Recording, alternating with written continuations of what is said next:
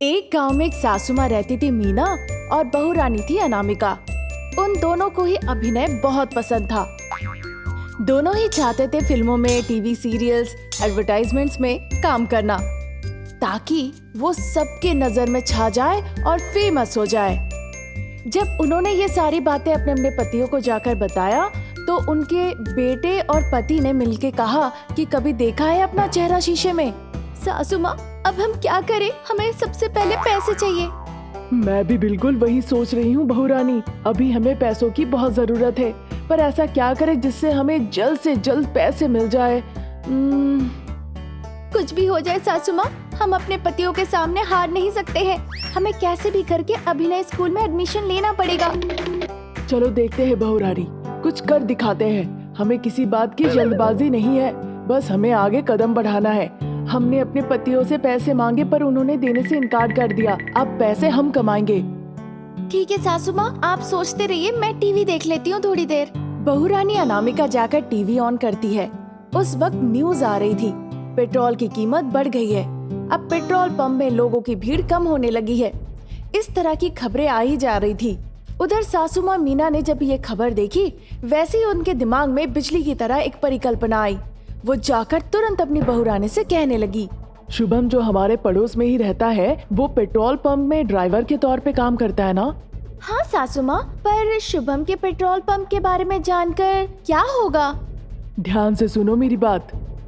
सासू माँ बहू रानी से कहा उसके दिमाग में क्या चल रहा था। ये सुनकर बहू रानी खुशी के मारे झूमने लगी। सासू माँ, आप तो महान है। इस तरह कमाल की परिकल्पना, यानी इससे पहले आपने बहुत अच्छे पैसे कमाए होंगे, है ना? अपना मुंह बंद रखो, ये मेरे लिए बिल्कुल नया है। मुझे लगा हमारे सिनेमा पाने के मौके के लिए ये अच्छा रहेगा, इसीलिए ऐसा मैंने सोचा। बस इसीलिए, मुझे चोरी में डिग्री हासिल नहीं है। वैसे भी शुभम के पेट्रोल पंप से पेट्रोल चोरी करके बेचना बहुत ही बढ़िया रहेगा, है ना? ठीक है, रात को जगे रहना, मैं भी ऑनलाइन रहूंगी। अगर सब कुछ ठीक रहा तो मैं तुम्हें व्हाट्सएप करूंगी। ठीक है सासू माँ, पर बीच रात में ससुर जी या आपका बेटा नींद से जग जाए तो फिर कैसे होगा? मैं इस बारे में भी सोचूंगी, तुम चिंता मत करो। तुम भी उलझन में मत फंसो और मुझे भी मत फंसाओ। असल में चोरी मेरे लिए बिल्कुल नया काम है, उसके ऊपर पेट्रोल चोरी करना कोई आम बात नहीं है। जब रात के 12 बज रहे थे, सासू माँ और बहू रानी दोनों चुपके चुपके अपने कमरे से बाहर निकल आए और फिर आके बाहर से कुंडी लगा दी। अनामिका के हाथ में एक 10 लीटर का कैन था और दूसरे हाथ में 5 लीटर का था।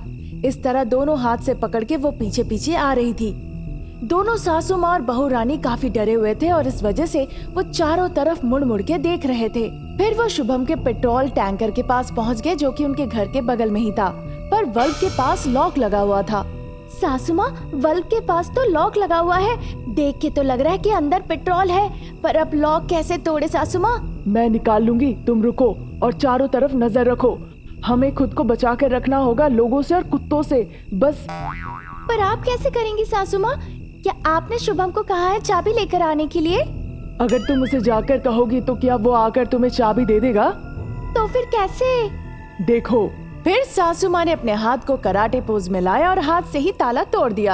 उसके बाद ताला टूट गया। ये देखकर अपनी खुशी संभाल के ना रख पाई बहू रानी और जोर जोर से ताली बजाने लगी। अरे वाह सासू माँ, आप तो महान हो, बस एक हाथ के झटके से ही ताला टूट गया। वाह वाह वाह। सासू माँ चौंक गई तालियों की आवाज सुन के। तालियों की आवाज सुनते ही उसने अपनी बहू रानी का हाथ पकड़ लिया और कहने लगी, अरे इस तरह से कोई ताली बजाता है क्या? कोई आ गया तो? अगर कोई कुत्ते ने देख लिया तो भौंकना शुरू कर देगा, फिर हमारी तस्वीर होगी पुलिस स्टेशन में। आसपास देखकर उन्होंने कैन को रख दिया वल्व के पास पेट्रोल भरने के लिए। उसके बाद उन्होंने वल्व बंद कर दिया। सासू माँ 10 लीटर का कैन सर पे उठा ली और अनामिका ने 5 लीटर का कैन अपने कंधे पर। तुम मेरे लिए 10 लीटर का कैन क्यों लाई हो और अपने लिए 5 लीटर का? हाँ, आप बड़ी है, ऊपर से आप मेरी सासू माँ है ना सासू माँ, इसीलिए आपके लिए 10 लीटर का कैन, और मैं जवान हूँ, उसके ऊपर मैं आपकी बहू रानी हूँ, इसीलिए खुद के लिए 5 लीटर का कैन लाई हूँ। ठीक है बहू रानी, फिर तुम 5 लीटर के पैसे देना अपने एक्टिंग स्कूल में, मैं 10 लीटर के पैसे दूंगी, ठीक है ना? मंजूरी है ना इस बात पे? पंच पे पंच जवाब देती हैं आप। फिर दोनों घर वापस आ जाते हैं। वो अपने खेत में जाकर उन कैंस को छुपा देते हैं ताकि किसी की नजर ना पड़े। फिर वो अपने अपने कमरे में जाकर पहले जैसे सो जाते हैं। दूसरे दिन शुभम अपने पेट्रोल टैंकर के पास जाता है और जाकर वो चौंक जाता है देखकर कि वाल्व टूटा हुआ है। वो समझ जाता है कि चोरी करके कोई ले गया है और उसे कोसने लगता है। जिसके हाथ ने इसे तोड़ा है उसका हाथ टूट जाए, उसके पैर टूट जाए, अपंग हो जाए वो। सासू माँ और बहुरानी ये सारी बातें सुनकर चौंक गई और वो एक दूसरे के चेहरे की तरफ देखने लगी। उनके परिवार टूट जाए, ऐसा हो कि उनके घर में आग लग जाए, उनकी जिंदगी बर्बाद हो जाए। मेरी बद्दुआ जाकर उनको जरूर लगे, मेरी हाय लगे हाय। सासू माँ और बहुरानी अपने कानों को बंद कर लिया क्योंकि वो उनके बद्दुआओं को बर्दाश्त नहीं कर पा रहे थे। फिर भी वो बद्दुआएं दिए जा रहा था। फिर सासू माँ और बहुरानी शुभम के पास गए।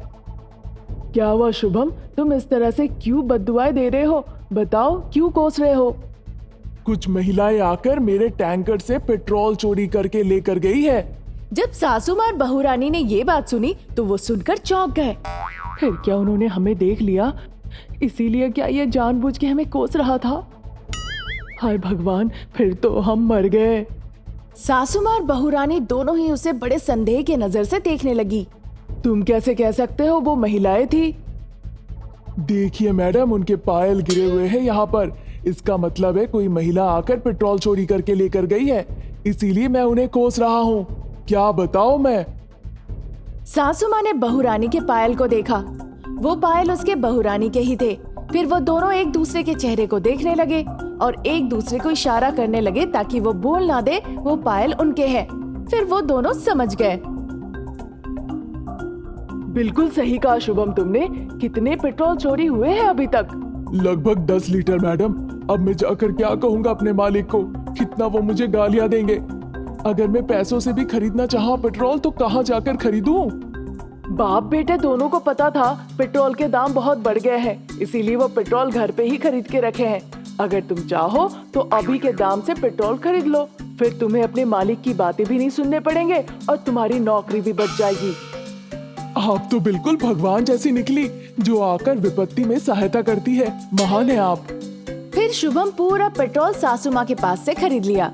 वो पैसे गिनने लगी और बहुत खुश हो गई। फिर बहुरानी को समझ में आ गया कि उसकी सासू माँ कितनी चालाक है कि उसी की पेट्रोल उसी को बेच दिया पैसे लेकर। दुर्गापल्ली गांव में वीरेन और सुभद्रा का एक ही मात्र बेटा था, प्रसाद।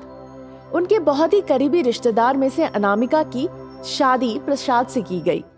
ये बात लड़की वालों के माँ बाप ने छुपा दिया कि अनामिका थोड़ी सी सेल्फी पागल है और उन्होंने अनामिका को सचेत भी कर दिया इस बारे में। देखो, तुम्हें तो पता ही है तुम थोड़ी सी सेल्फी पागल हो, इसीलिए बहुत सारे रिश्ते वापस चले गए। हमें ये नहीं पता कि तुम्हारी ये बदकिस्मती है या किस्मत है, पर बहुत ही जाना पहचाना लड़का अब तुम्हारा पति है। उसे पहले ही बता देना, पर अपनी सासू माँ के कानों कान खबर मत पहुँचने देना, समझी? ये कहकर उसको ससुराल उसने भेज दिया। इधर ये सोचकर सुभद्रा बहुत खुश हो रही थी कि आने वाली बहू सारा काम अच्छे से करेगी अब। पर बदकिस्मती से वो खुशी बस कुछ ही साल रहे। कारण ये था कि उसकी सासू माँ को बहुत ही दुखी होकर अनामिका के सेल्फी पागलपन का सामना करना पड़ रहा था। एक दिन जब अनामिका किचन में सब्जियां काट रही थी, गैस में दूध चढ़ा हुआ था। दूध उबल के गिरने लगा। अनामिका ने फोन उठा के कहने लगी, हाय, अनामिका का सेल्फी उबलते हुए दूध के साथ। ये कहकर उसने सेल्फी ले लिया। इस बीच दूध उबल के पूरी तरह से नीचे गिर गया। सुभद्रा जो तुरंत वहां पर आकर पहुंची ही थी, अनामिका को देख लिया कि वो सेल्फी ले रही है उबलते हुए दूध के साथ। ये देखकर वो बहुत नाराज हो गई और फिर कहने लगी, अरे दूध ऊपर से नीचे उबल के गिर रहा है और तुम फोटो ले रही हो, पहले आंच तो धीमा करो। अनामिका ने ये बात सुनने के बाद भी वो सासू माँ के बातों पर परवाह नहीं की और उनके पास आकर सेल्फी लेने लगी। जला हुआ चेहरे वाली सेल्फी सासू माँ के साथ। ये कहकर उसने सेल्फी ले लिया सुभद्रा के साथ और वहां से चली गई। ये देखकर सुभद्रा गुस्से से दांत कटकटाने लगी। सुभद्रा सोफे पे बैठकर टीवी देख रही थी।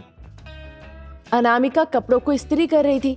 वो हर एक साड़ी को इस्त्री करने के दौरान सेल्फी ले रही थी। कुछ देर के बाद उस कमरे से कोई भी आवाज आना बंद हो गया। फिर सुभद्रा मनी मन सोचने लगी। मैंने उसे कहा था कपड़ों को इस्त्री करने के लिए, पर उस कमरे से कोई आवाज नहीं आ रही है। ये सोचकर वो सोफे से उठकर कमरे में गई। सारे जले हुए साड़ियां एक साथ रखे हुए थे। वो साड़ियां देखकर सुभद्रा चौंक गई। क्या तुम तस्वीरों के लिए पागल हो जाओगी? ये तो पागलपन है। ऐसे तस्वीरें कोई लेता है भला? तुमने मेरे सारे साड़ियों को जला दिया सिर्फ सेल्फी लेने के लिए, इस्त्री साड़ियों पे रख दिया। हे भगवान, आप बताइए अब मैं क्या करूं? मैंने जानबूझकर ऐसा नहीं किया। ये हो गया, जब भी मैं कुछ करती हूँ ऐसा ही होता है। फिर अनामिका ने अपने हाथ से इस्त्री लेकर सुभद्रा के हाथ धरा दिया। अरे जल गया, जल गया! सुभद्रा ने जोरों से चिल्लाया। एक सेल्फी जहां सासू माँ के हाथ में जलता हुआ गरम इस्त्री। वो सेल्फी लेने लगी। सुभद्रा ने उस गरम इस्त्री को उसके हाथ से नीचे गिरा दिया। फिर वो अपने हाथ को झटकते हुए बोलने लगी। जल गया, मेरा हाथ जल गया, बहुत दर्द हो रहा है, मेरा हाथ जल गया, ओहो। जब वो दर्द से छटपटा रही थी, अनामिका सुभद्रा के पास आई अपना फोन लेकर और उनके जले हुए लाल हाथों को देखकर सेल्फी ले ली। या मेरी गलती की वजह से सासू माँ के हाथ जल गए, ये कहकर उसने सेल्फी ले लिया। अनामिका को थोड़ी भी चिंता नहीं थी सुभद्रा के दर्द को लेकर। वो हर एक मिनट के तस्वीरें पोस्ट कर रही थी और ये देख रही थी कितने लोगों ने उसे लाइक किया और शेयर किया, कितने कमेंट आए। लाइक और कमेंट बिल्कुल नहीं आए उस तस्वीर पर जिसपे स्त्री से हाथ जल गया था, क्योंकि वो तस्वीर थोड़ा धुंधला सा था। ये देखकर अनामिका ने सुभद्रा से कहा, सासू माँ, क्या आप मुझे थोड़ी सी मदद कर सकती हैं क्या? जब बहू रानी ने इस तरह से सुभद्रा से पूछा तो वो बहुत घबरा गई। बहू रानी ने ये चीज देख लिया। हे भगवान, पहले आप मुझे ये बताइए, आप इतनी घबराई हुई क्यों है?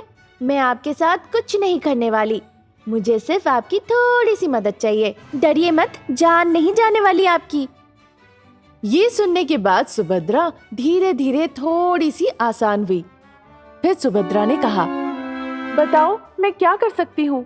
कुछ नहीं सासू माँ, बहुत ही आसान सा काम है।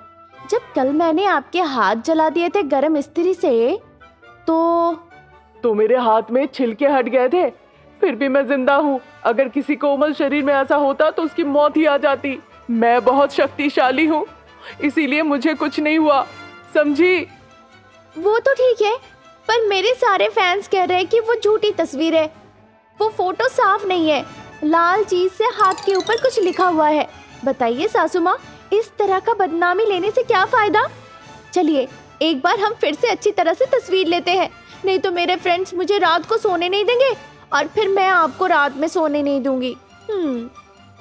ये सारी बातें सुनकर सुभद्रा जोर जोर से रोने लगी। मारो तुम्हारे फैंस को, वो सब पागलपन है।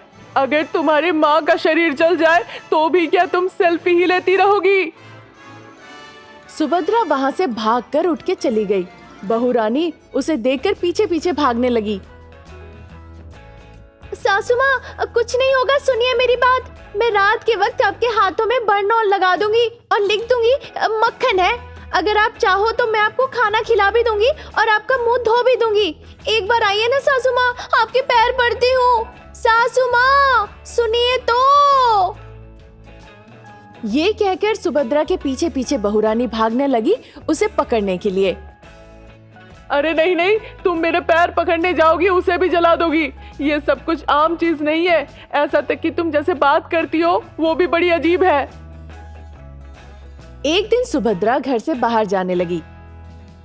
उसने देखा बहू रानी अनामिका नीचे ही खड़ी है फोन लेकर। आप कहाँ जा रही है सासू माँ? क्या आप रात को घर वापस आएंगी या नहीं आएंगी? जो भी हो, मैं आपको नहीं छोड़ने वाली।